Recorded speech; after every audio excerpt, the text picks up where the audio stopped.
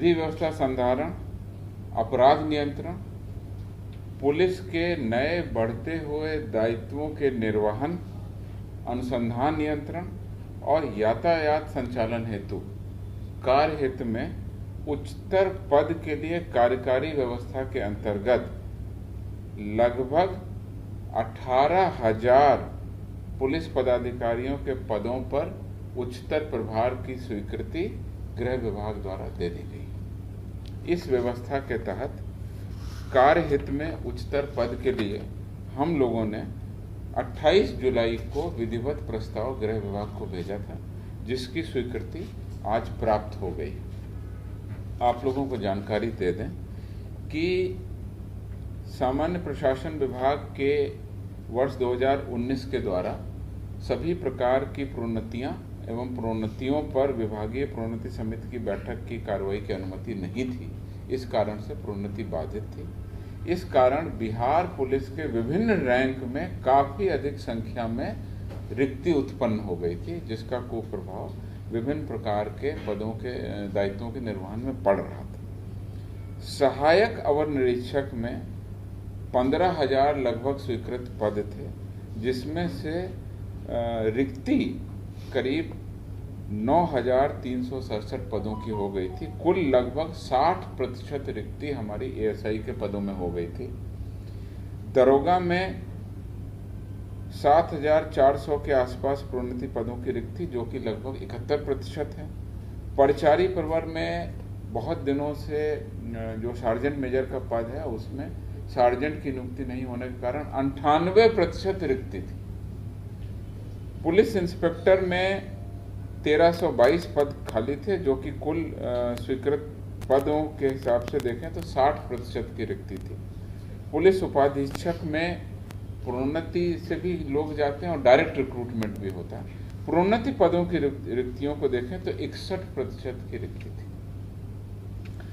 यानी कि संक्षेप में आपको बताएं तो पूरे जो हमारे पद हैं प्रोन्नति के पद, उसमें लगभग 18,000 पद खाली पड़े हुए थे, जो कि 64% रिक्तियां थी। और इन रिक्तियों की जो आपकी विवरणी बताई है कि दरोगा में 71% और बाकी तीनों रैंक यानी एएसआई, इंस्पेक्टर और डीएसपी में लगभग 60%, कुल 64% की रिक्ति हो गई थी। इसका कुप्रभाव पड़ रहा था। इसके अलावा हाल के दिनों में पुलिस के नए दायित्व और नई कर्तव्यों की जो आयाम बने हैं, जिसमें मुख्य रूप से ईआरएसएस डायल 112 की सेवा, उसके अलावा साइबर थाने, उसके अलावा महिला हेल्प डेस्क और स्मार्ट सिटी परियोजना के अंतर्गत यातायात संचालन के लिए विशेष जो प्रबंधन किए गए हैं, इसके लिए भी अतिरिक्त पदाधिकारियों की आवश्यकता पड़ रही थी। इन नए दायित्वों के निर्वहन के साथ साथ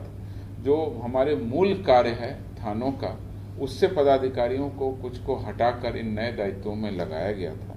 इस कारण मूल कार्यों को करने अर्थात थानों में अनुसंधान और विधि व्यवस्था के संधारण में मानव संसाधन में काफ़ी कमी हो गई थी और इन नए दायित्वों को भी कारगर रूप से निभाने के लिए संख्या पर्याप्त नहीं थी।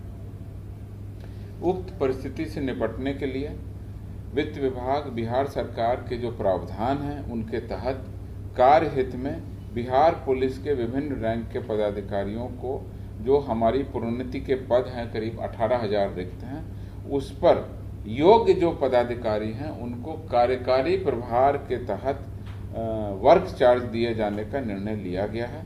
इस पर गृह विभाग का अनुमोदन आज प्राप्त हो गया है।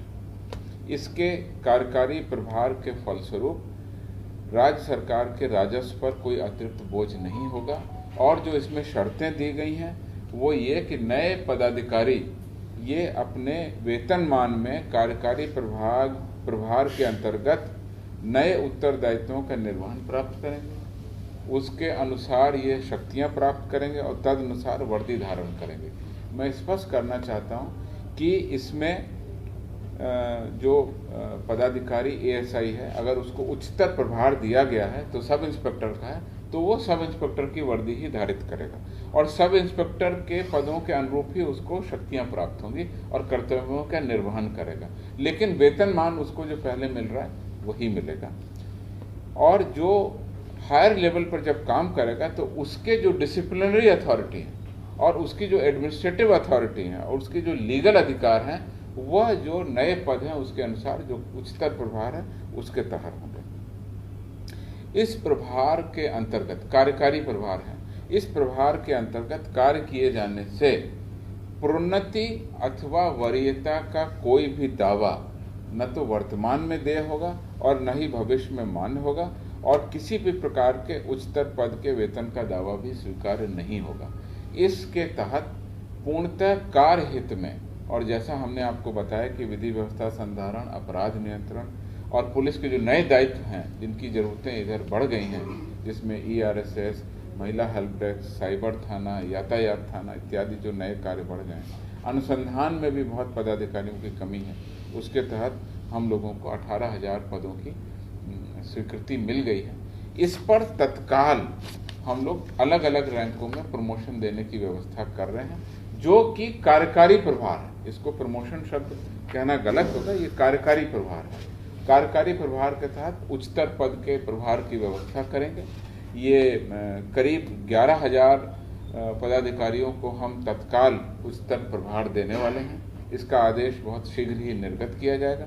इसके अलावा लगभग 5,600 पुलिसकर्मी PTC का प्रशिक्षण प्राप्त कर रहे हैं। जैसे ही उनका PTC का प्रशिक्षण प्राप्त हो जाएगा, वह ASI के उच्चतर दायित्व के पदों का निर्वहन करने के लिए सक्षम हो जाएंगे।